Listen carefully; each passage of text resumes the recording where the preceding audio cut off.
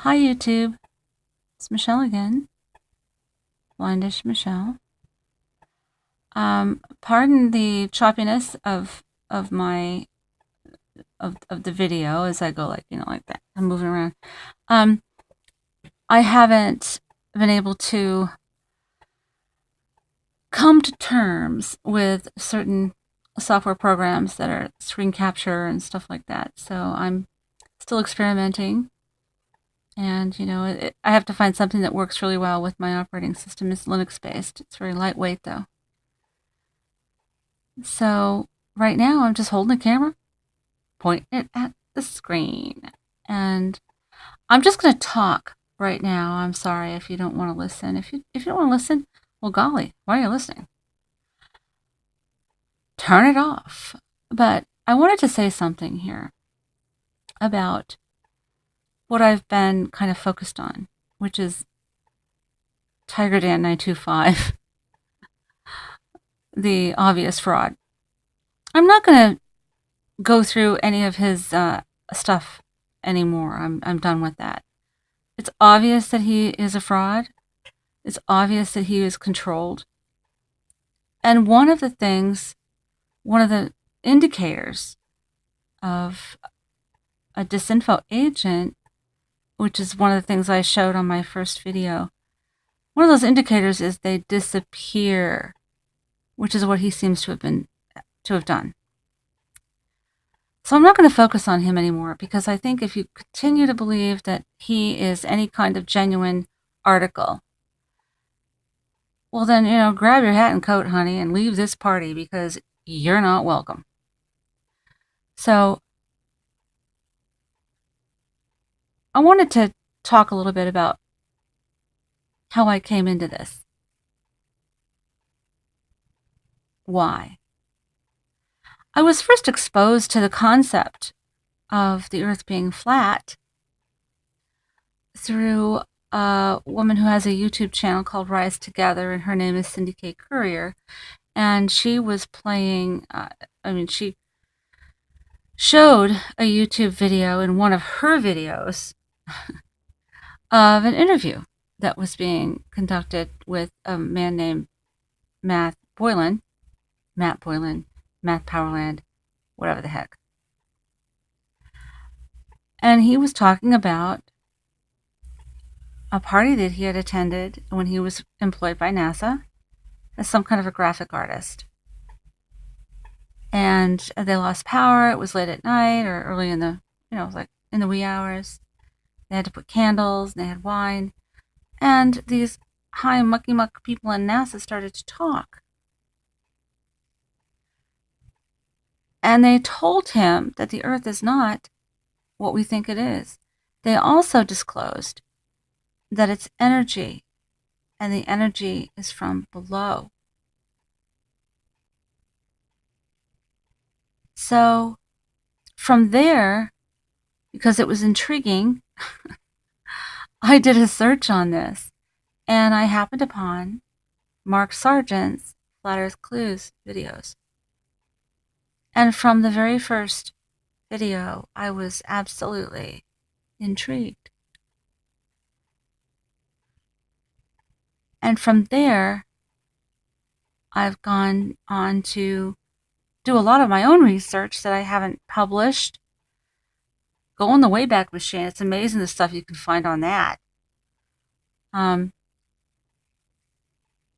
I've noticed too a number of different personalities arise to prominence in this, what some refer to as a movement, others refer to it as a community. I don't really know what it is. It's just a realization, perhaps. An eye-opening realization. Now, I've been researching and digging into everything that we've been told and taught for the last more than a decade. I've been looking into it, and my views have changed dramatically because of it. And so I knew at the time that I was looking at this flat earth stuff, I knew that virtually everything we've been taught from pretty much the moment we entered the world, exited the womb, everything we've been taught is a lie. History, our own history, the world history, all these things. So I knew that. But I had never considered the concept or the idea that the world was flat, because we were taught, just as you were, from the very beginning, that the world is a spinning ball. It spins around the sun, and the sun spins around the galaxy, and the galaxy spins, it's ever expanding, and the stars are distant suns and all that bullshit. We were all taught the same thing. So I never questioned it. And when I saw the flat earth clues, thanks Mark, a veil was lifted. The last veil was lifted over my eyes, from my eyes. And in a way, that is very freeing. Because when you are free of the lies, you can see the truth behind everything that people say, everything you're being told and taught. You can look behind that. You see it. You see the truth. And so,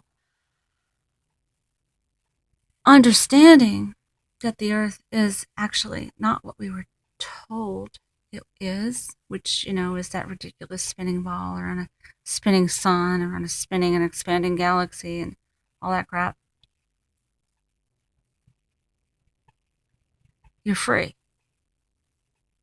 And I don't mean free in a political sense or anything like that, because we're all slaves. We're slaves to the powers that be, to the Rockefellers, to the Rothschilds, to the Queen. The United States didn't win the War of Independence. Take a look at who lawyers have to swear allegiance to in order to be part of the bar, which is the British blah blah something else, something. British attorneys, I don't know. It's British. Anyway, I'm deviating. I digress. So I just want to express the understanding that I now have about this world that we live, where we're standing and living and dying on.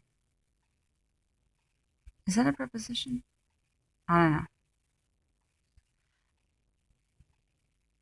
So anyway, these are just my thoughts. And I'm gonna say that I'm not gonna attack Tigerdan anymore, because where is he? Where's Tigerdan? Who knows? I think he probably fled to Uruguay. They have no extradition treaty with the United States. I know that's where Bush is going, or maybe that's Paraguay. Anyway, okay, so looking at these photographs, I'm just going to tell you what they are, in case you're curious, which you probably aren't.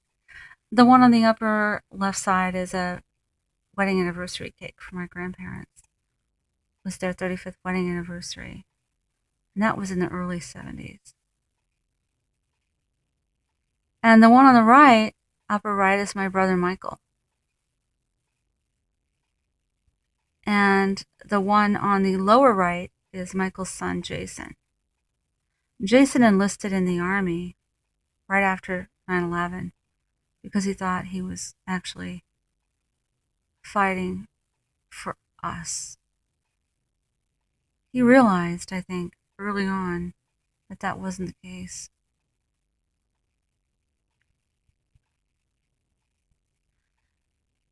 the lower left is an old photograph from, this was in the 1940s. My Uncle Denny on the left. My Aunt Patty. And by the way, we don't say aunt around here. It's aunt. Aunt Patty, not Aunt Patty. I don't have any aunts or uncles who are aunts. And next to her is my mother, Marjorie. God rest her soul. I miss her very much. She died way too young, at the age of 63.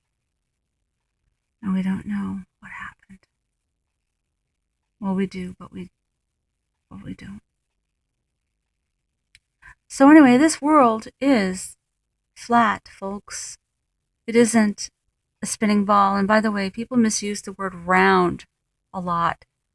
They say, "Well, is it flat or is it round?" Round does not mean spherical. I believe this world is exactly as described in the Bible. In all of the versions of the Bible. And Rob Skiba opened the door for me, anyway, to the Book of Enoch. Remember, there's two Enochs, a good one and a bad one. But the good Book of Enoch describes the world exactly as it is, which is a circle etched into something. Could be square or rectangle, whatever. Has corners and pillars. It has an edge. It has a barrier. And it has a ceiling. What that ceiling is, I don't know. People get hung up on that stuff all the time. You know, oh, we're not in a ball. I mean, we're not in a terrarium or whatever. Well, the Bible describes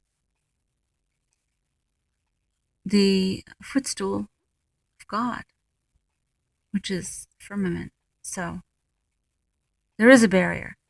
And if you still believe that people landed on the moon, then grab your hat and coat. You're leaving this party because there's just no hope for you. You'll never get it. So anyway, sayonara for now. And I'll be back with another video that will greatly intrigue you.